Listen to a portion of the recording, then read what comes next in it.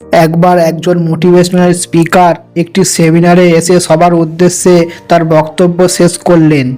তারপর পকেট থেকে $50 একটি নোট হাতে নিয়ে বললেন, এই নোটটি তিনি এখানে উপস্থিত যে কোনো একজনকে দিতে চান। কেউ নিতে আগ্রহী কিনা জানতে চান? সভাকক্ষের প্রায় সবাই হাত তুলে নিজের ইচ্ছা প্রকাশ করলো। এবার তিনি বললেন, একটু অপেক্ষা করুন, কিছু কাজ বাকি আছে আমার। এরপর সেই বক্তা নোটটি হাতের মুঠোয় নিয়ে চাপ দিয়ে কুঁচকে ফেললেন। তারপর জনতার উদ্দেশ্যে জিজ্ঞাসা করলেন, এখনো কি আপনারা নিতে চান? আগের মতোই প্রায় সবাই হাত তুলল। এরপর সেই স্পিকারটি নোটটি ফ্লোরে ফেলে তার ওপর দাঁড়িয়ে নোটটি ধুলা লাগালেন।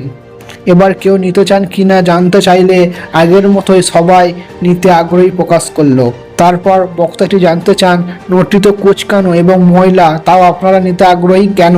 তখন জনতা উত্তর দেন, টাকা ময়লা বা কুঁচকানো হলেও এর দাম কমে না।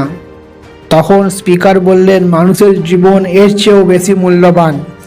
জীবনে হয়তো ঝড় ঝাপটা খারাপ সময় আসতে পারে, কিন্তু কোনো অবস্থাতেই নিজের মূল্য ভুলে গেলে চলবে না।